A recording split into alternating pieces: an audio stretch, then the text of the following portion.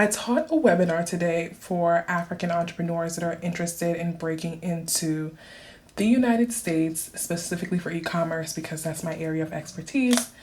So I have a company where I work with just business coaching and, helping people get all of that stuff together. I know that there are still some people who have a lot of great things to offer and have access to authentic and cultural resources and are using things every day, but not thinking that the Western world is interested in it. And until it pops up on Amazon, honey, and you see something from your culture that, just costs very little or that people take for granted, and then you see that white people have colonized it on the Amazon, honey. So I was telling these entrepreneurs today that you would be surprised. There's so many things that we use in our daily cultural lives that we take for granted, that white people come to our countries, honey. Asian people who are so great at being entrepreneurs and seeing markets also come into our cultures and say, hey, I know people want this. Whether it's African people or people who will be interested in African products. So a good example of this is I saw that they are selling African chewing sticks on Amazon. It's native to Africa. I'm not sure if it's originally West African, but I see them in Nigeria, chewing sticks. But they have gentrified chewing sticks. And they are available in some really fancy packaging, but a chewing stick is a chewing stick is a chewing stick. And you have a lot of people, what is it being marketed as? It's being marketed as a natural toothbrush. And it's like, okay, well, it is. Shout out to SEO. It is absolutely a natural toothbrush, but it is cultural, and often there's so many things in our culture that people try to make it seem like it's barbaric or it's uncouth, but it's ancient genius. And people are seeing that, people recognize that. And one of the things I really want to encourage people is that we should not wait for validation from other people to say, okay, this thing that is cultural to us or native to us is now ready for the Western world. We need to package it ourselves and then say, hey, this is something from my culture. It's amazing. We've been using it for all this time.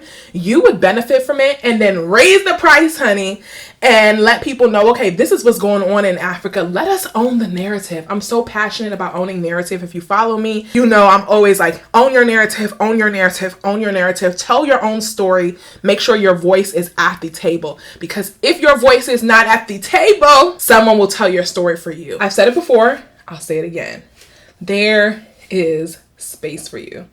You don't have to be too creative. You don't have to be the person who's inventing or trying to make something new. Sometimes the thing that's going to make you stable, the thing that can make you rich, the thing that can give you market share is something that already exists. All you have to do is give people access to it and take the opportunity to say, you know what, let me bet on myself. Let me try that out. Some of the things will work, some of them won't, but you never know unless you try. I'm really intentional about business coaching and teaching people how to do that for themselves, especially whatever they have going on, because I'd rather see us do it than to be looking at the others like, first of all, how did you find out about that? Second of all, that does not belong to you. If anybody should capitalize on it, we should. And so I always say, there is room for you. There's room for you. There's room for you. There's room for you. Specifically, like thinking about the numbers that I was quoting in my webinar today.